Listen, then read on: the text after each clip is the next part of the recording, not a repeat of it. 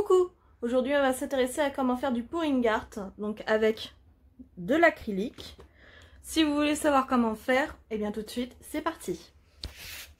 Donc déjà le pouring art, qu'est-ce que c'est? C'est une technique d'acrylique fluide qui permet de faire des formes un petit peu aléatoires avec les couleurs données.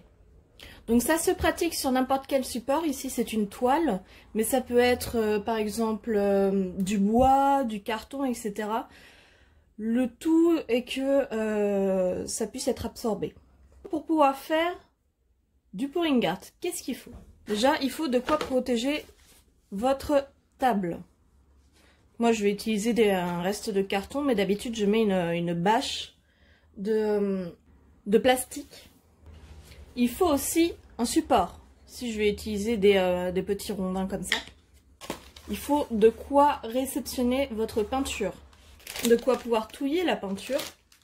Le médium, sans le médium, c'est pas possible de pouvoir faire du pouring art. Donc là, c'est le médium d'Action. Il est vraiment pas très cher et puis il fait du bon travail à mes yeux. Et bien sûr de l'acrylique. Et puis j'utilise des gants pour pas trop me tacher. Et on met ça de côté puisqu'on va d'abord chercher nos couleurs. Je pense que je vais partir sur une base bleue et rose avec un peu de jaune. Donc moi ça va être ma base. Donc j'ai deux bleus, deux roses et deux jaunes. Enfin un doré et un jaune. Alors vu que ce sont des petites pièces, je n'ai pas besoin de très grands verres. Je vais disposer déjà mes verres. Maintenant que j'ai tout ça, je vais pouvoir verser la peinture à l'intérieur.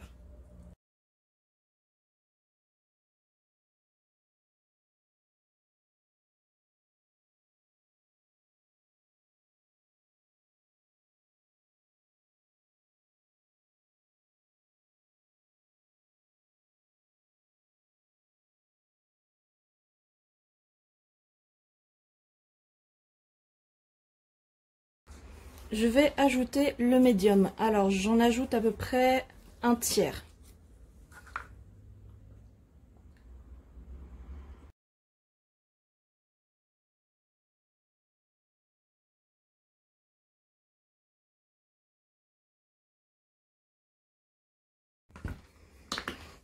Plus généreux avec lui, pourquoi? Parce que comme vous avez vu, la consistance n'est pas folle. C'est un très très vieux tube. Donc je préfère l'utiliser en pouring plutôt que de le jeter. Et ensuite, hop, faire attention, je commence à mélanger.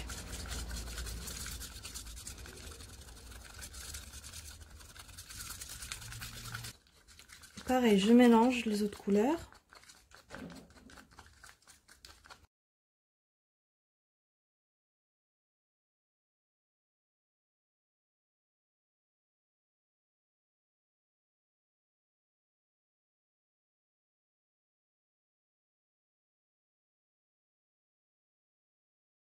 Il y a des consistances qui ne sont pas assez liquides à mon goût, comme celle d'Amsterdam qui est plutôt visqueuse.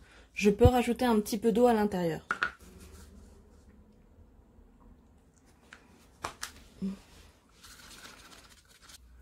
Et je sais par exemple que mon jaune est pour l'instant très très visqueux, donc je vais rajouter de l'eau. Maintenant qu'on a nos couleurs, on va pouvoir passer à la pratique. J'utilise des gobelets en carton pour pouvoir les réutiliser. Donc ce grand gobelet là, il va me servir à mettre la peinture dedans. Et ce petit va me servir à stabiliser ma feuille. Je vais mettre dans mon grand gobelet les couleurs comme j'ai envie qu'elles ressortent. Donc là c'est la technique du one pot. Un seul pot, ensuite on va mettre comme ceci et retourner pour avoir de la couleur qui tombe sur mon cadre. Donc je vais commencer par mettre les couleurs. Celle du bas, ce sera celle qui se verra le plus, puisque celle du bas, ce sera celle qui se mettra en dernier.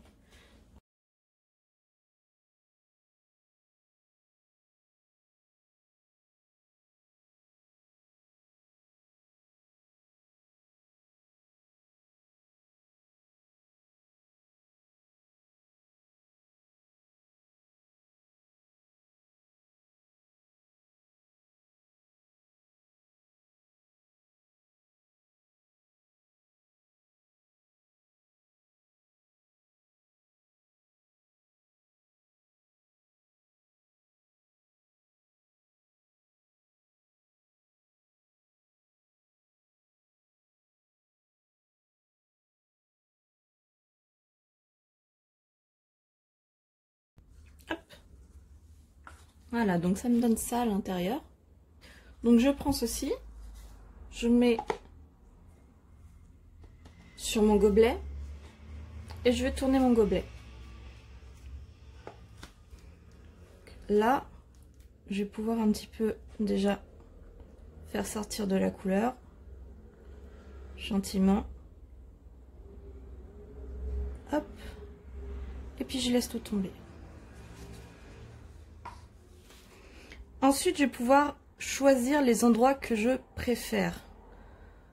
Donc, j'ai envie d'étirer ce côté-là.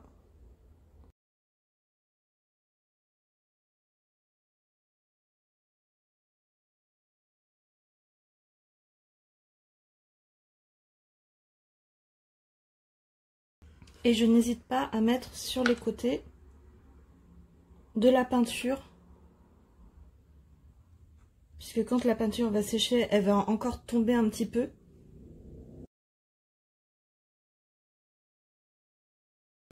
Voilà. Là, j'ai beaucoup de peinture qui est encore dessus. Je vais voir si je peux pas étirer encore un petit peu.